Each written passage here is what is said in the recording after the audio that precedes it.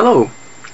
I've received 2 emails from you, and I'm sure that there are quite a few people who are wondering the same thing. And they read something like this. One said, "How does using your mind powers to create your life and surrendering to what is go together?" Another one, very similar, said, "How do you reconcile this contradiction between Abraham's law of attraction with Advaita's surrender?" Well, first of all, Abraham's law of attraction, this whole teaching of Abraham is really wonderful. And I do recommend you listening to her, video clips. It's channeled. And also a lot has been misunderstood about Advaita, especially when it talks about the mind, And there is a lot of thought that the mind is the ego and we should get rid of it. Well, one thing I have learned is that the mind is a creative tool. The law of attraction has to do with the mind.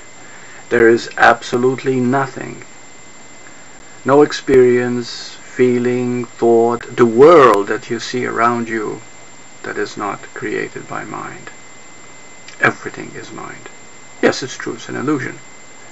But if you don't know it is, if you haven't realized it, then of course you get caught in it. But let's understand. First of all, the 2 teachings might be adverse in words, but in truth they are one.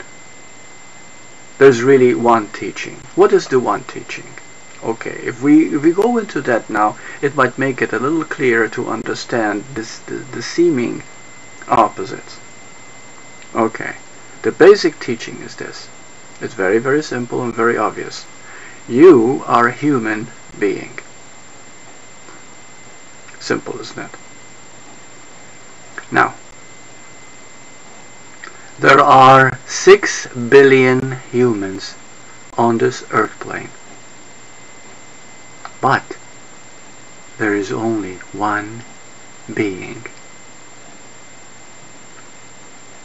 So this means that you and I are one beyond the form. You are one with everyone. You are that one being, that one source. It is oneness, it is love, it is totality.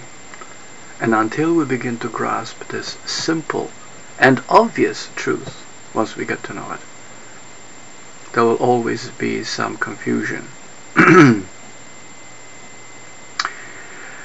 In Abraham's law of attraction, there are 2 other laws that have to be understood in order to see their potency. For example, the law of attraction has the law of attention, which is creativity itself, and the law of allowing, which is surrender itself.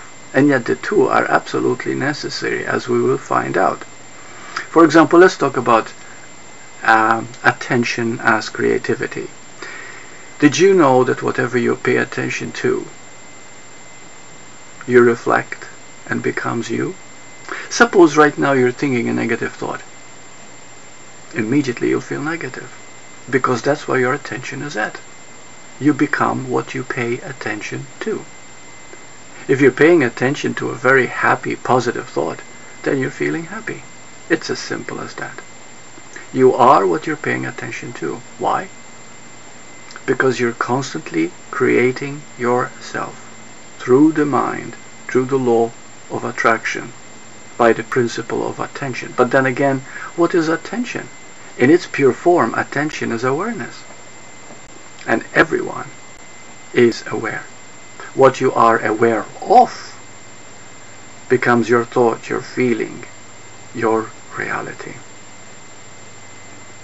If you happen to be feeling miserable, there you are. You've created that reality. You take responsibility for it because you are the creator of your life. Really and truly. That is the law of creativity, the law of creation, of attraction. And the moment you do, you realize that you have a lot of power because exactly how you are is exactly what you've created yourself to be by your belief system, by what you have attracted to yourself. Therefore, you can make it what you will. But then comes another law. The law of allowing. Well, the law of allowing really is surrender. The highest form of love, the highest form of being is forgiveness. But let's understand what allowing means. You see, when you hate, or when you fear, or when you feel shame or guilt, you have embedded that into your system so much, into your belief system, that you don't see it as illusion anymore. You actually feel this is who you are. And if you resist it, you focus on it more. You pay attention to it more. Which means, of course, you fall into its clutches. You get caught in its grasp. So here is where the law of allowing comes in. The only way that you can have a possibility of letting go of it, of moving through it, is by allowing it, believe it or not. The moment you allow something, knowing of course that that is your mind, but you are the being. You are a human being. The human is mind.